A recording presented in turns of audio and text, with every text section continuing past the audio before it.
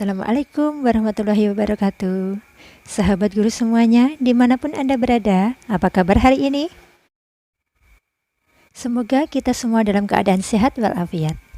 Baik sahabat guru, perkenalkan saya Nur Ningsih, guru dari SD Negeri Bungasrejo, Kecamatan Jakenan, Kabupaten Pati, Provinsi Jawa Tengah, akan menyampaikan asesmen kompetensi minimum. Baik sobat guru semuanya, untuk kita lebih memahami apa itu asesmen kompetensi minimum atau biasa disebut dengan AKM, saya akan membahas lebih lanjut mengenai tanya jawab yang sering muncul di antara para guru. Nah sobat guru, program asesmen nasional, kita harus mengetahui tujuan diadakannya program asesmen nasional, kemudian instrumen apa saja yang digunakan dalam asesmen nasional,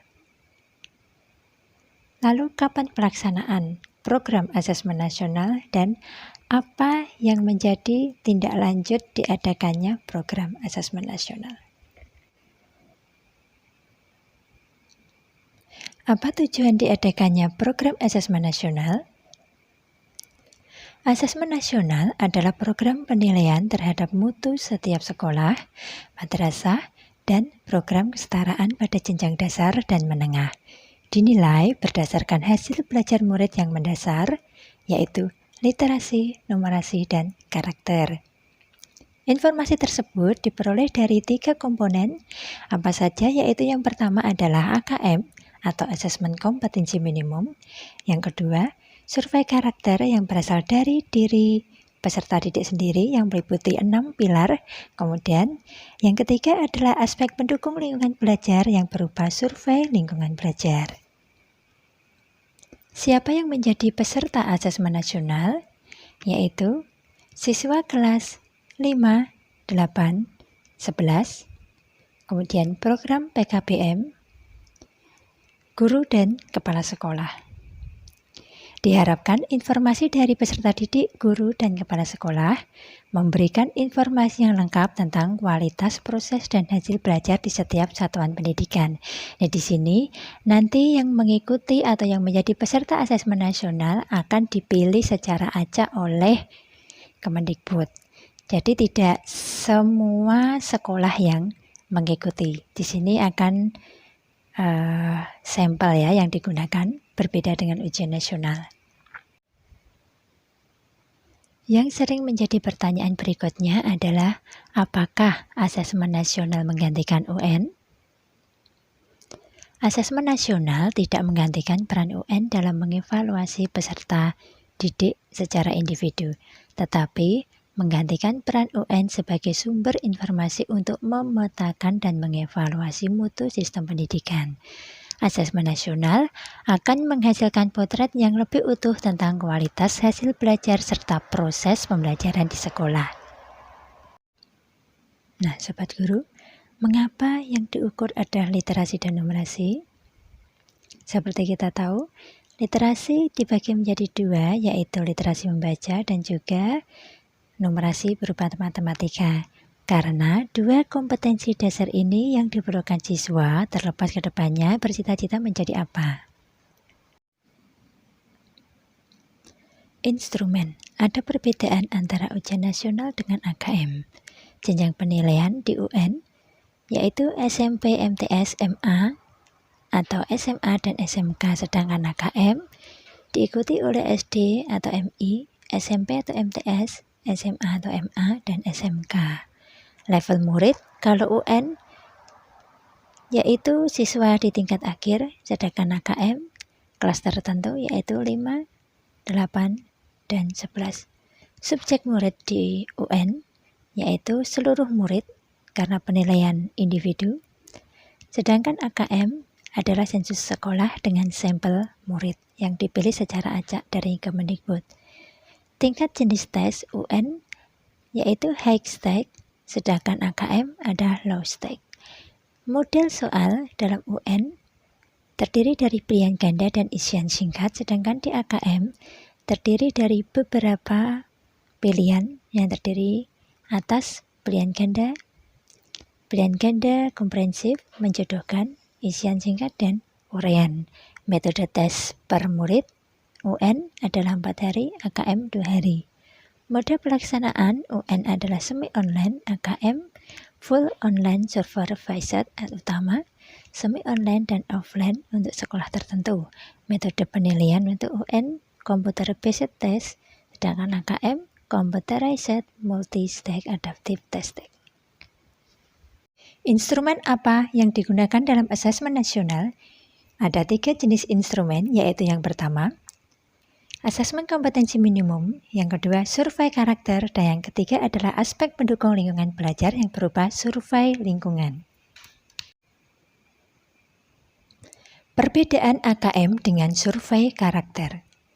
AKM mengukur hasil kognitif melalui literasi membaca dan numerasi, sedangkan survei karakter mengukur hasil belajar emosional atau belajar Pancasila yang meliputi 6 pilar, yaitu yang pertama, beriman, bertakwa, berakhlak mulia, berkebinekaan global, bergotong royong, bernalar kritis, mandiri, dan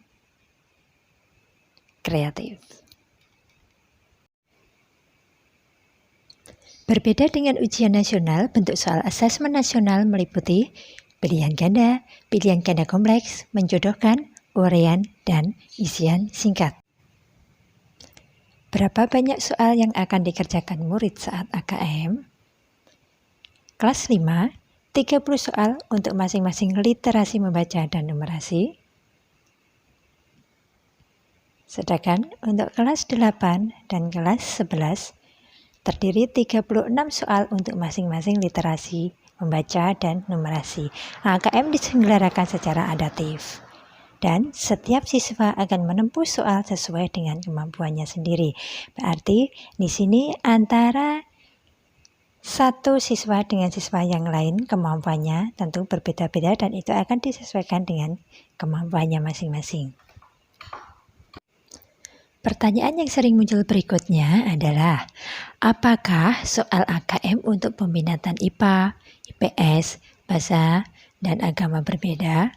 Apakah seperti soal UN pembagian porsinya? Jawabnya, tidak. AKM mengukur kompetensi mendasar yang perlu dipelajari semua murid tanpa membedakan peminatannya. Oleh karena itu, seluruh murid akan mendapat soal yang mengukur kompetensi yang sama. Apakah ada contoh-contoh soal latihan AKM yang disediakan secara khusus? Ya, Pusmenjar menyediakan contoh soal AKM pada laman yang tertera di layar Anda. Nah, jadi teman-teman, kita tidak usah khawatir, di sana akan banyak sekali soal-soal yang akan menjadikan kita lihai dalam membuat soal. Sobat guru semuanya, sekarang kita ke seputar pelaksanaan asesmen nasional. Siapa pesertanya? Yaitu seluruh satuan pendidikan terdiri atas kepala sekolah, seluruh guru, dan siswa yang dipilih dengan stratifikasi sosial ekonomi oleh Kemendikbud. Jadi teman-teman, nanti tidak semua kepala sekolah, tidak semua guru, dan juga tidak semua siswa akan mengikuti asesmen nasional. Tapi akan dipilih secara acak oleh Kemendikbud siapa saja yang akan mengikuti. Dengan komposisi jenjang SDMI kelas 5 maksimal 30 murid, sedangkan jenjang SMP, MTS, SMA, MA, SMK kelas 8 dan kelas 11 maksimal 45 murid di setiap satuan pendidikan. Siapa saja yang mengikuti AKM? Peserta AKM adalah semua siswa yang menjadi responden asesmen nasional, sedangkan guru maupun kepala sekolah tidak mengerjakan AKM. Pelaksanaan AKM direncanakan untuk murid kelas 8, jenjang SMP MTS, serta kelas 11, mohon maaf ada salah ketik, untuk jenjang SMA, MA, dan SMK dilaksanakan akhir Maret 2021, sedang untuk murid kelas 5, jenjang SDMI adalah di bulan Agustus 2021. Asesmen nasional terdiri atas 3, yang pertama AKM, 2 survei karakter, dan yang ketiga survei lingkungan belajar. Teman-teman, pelaksanaan asesmen nasional ini nanti untuk murid akan dilaksanakan selama 2 hari. Yang hari pertama untuk asesmen literasi membaca dan survei karakter, sedangkan hari kedua untuk asesmen numerasi dan survei lingkungan belajar. Alokasi sesi asesmen survei berbeda untuk murid kelas 5, 8, dan 11, di mana untuk SDMI di hari pertama, tes literasi selama 75 menit, sedangkan SMP, MTS, SMA, SMK, dan MA, tes literasi selama 90 menit. Dan di hari kedua, untuk SDMI, tes numerasi 75 menit, dan di SMP, MTS, SMA, SMK, MA, tes numerasi selama 90 menit. Survei lingkungan belajar. Untuk kepala sekolah dan guru lebih fleksibel dan diberikan alokasi waktu melengkapi semua pertanyaan dalam kurun waktu 2 minggu. Pengerjaan angket oleh kepala sekolah maupun guru dilakukan secara daring tanpa pengawasan. Sobat guru, sekarang kita ke sosialisasi dan uji coba. Apakah akan diadakan uji coba AKM dan survei karakter serta kapan pelaksanaannya? Uji coba akan dilaksanakan 1 bulan sebelum pelaksanaan AKM melalui mekanisme gladi bersih. Apakah teknik pelaksanaan asesmen nasional sama seperti UNBK semi daring? Jawabnya, terdapat sejumlah modifikasi pada teknik pelaksanaan asesmen nasional seperti bentuk soal maupun sistem adaptif. Namun, secara umum tenaga teknis yang mampu melakukan UNBK semi daring akan mudah mempelajari sistem pelaksanaan asesmen nasional. Teknik. Bagaimana apabila terdapat guru yang tidak mengikuti survei lingkungan belajar?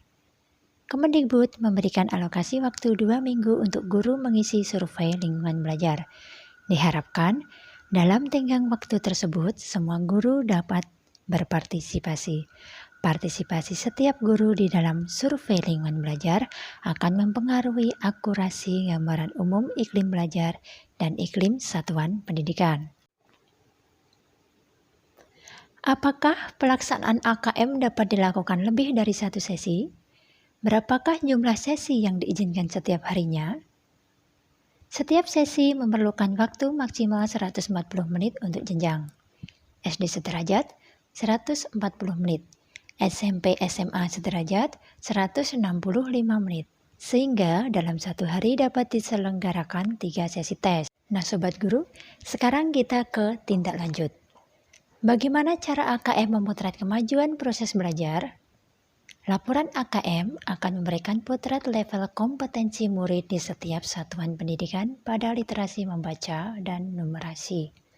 Hasil antar tahun dapat diperbandingkan dan dijadikan salah satu indikasi kemajuan proses belajar di setiap satuan pendidikan. Apakah asesmen nasional akan digunakan untuk memeringkatkan sekolah di Indonesia? Tidak, asesmen nasional digunakan sebagai alat refleksi bagi setiap satuan pendidikan untuk mampu melakukan langkah perbaikan. Apakah ada nilai atau skor minimal dalam AKM? Tidak, AKM melaporkan persentase murid dalam setiap level kompetensi. Diharapkan semua murid mencapai level kompetensi cakap atau mahir. Apakah murid yang sama yang pernah mengikuti tes AKM bisa mengulang kembali tes AKM-nya jika nilainya rendah?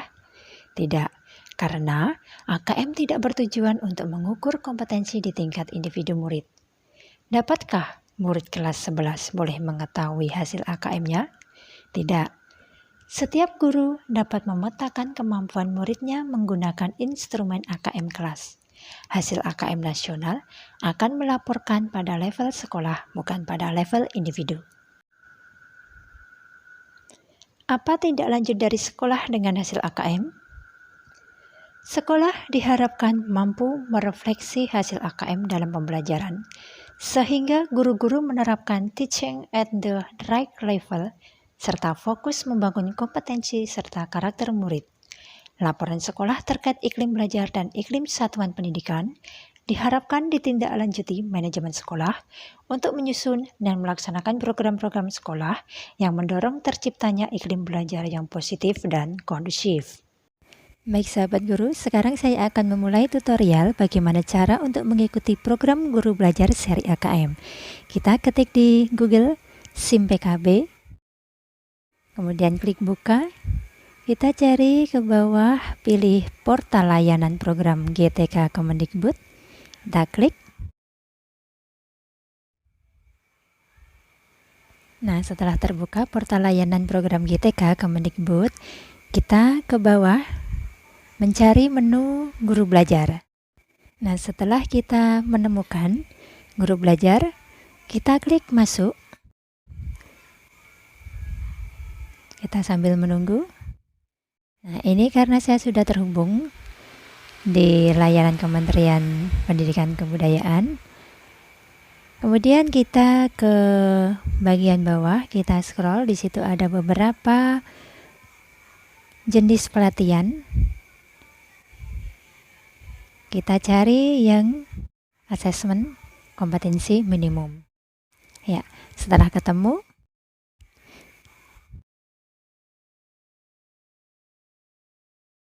kita klik selengkapnya. Nah, sahabat guru, di sana terlihat ada grup Telegram, grup resmi guru belajar. Kita bisa bergabung dengan hanya klik di menu tersebut. Sudah ada ratusan ribu dari seluruh Indonesia yang bergabung. Kemudian ada menu juga sertifikat kegiatan jika kita sudah selesai melakukan kegiatan BIMTEK AKM. Di sini terlihat semua kegiatan yang harus kita selesaikan atau yang sudah kita selesaikan. Ini saya sudah menyelesaikan kegiatan AKM, ada jadwal di sana. Nah, saya mengikuti seri AKM angkatan 6. Nanti teman-teman bisa mengikuti angkatan dengan memilih jadwal sendiri. Jadi kita bebas menentukan kapan kita punya waktu luang, dan nanti di BIMTEK ini akan diberikan kesempatan untuk mengulang jika nilai kita kurang dari KKM-nya 70, dengan membuat jadwal baru lagi ya teman-teman. Kalau sudah selesai, di layar seperti bisa dilihat ada 100% tadi tuntas. Kemudian kita coba scroll ke atas, saya berikan gambaran untuk sertifikat. Jika kita sudah menyelesaikan, nanti akan bisa kita unduh di sini. Sambil menunggu proses download, kita coba buka.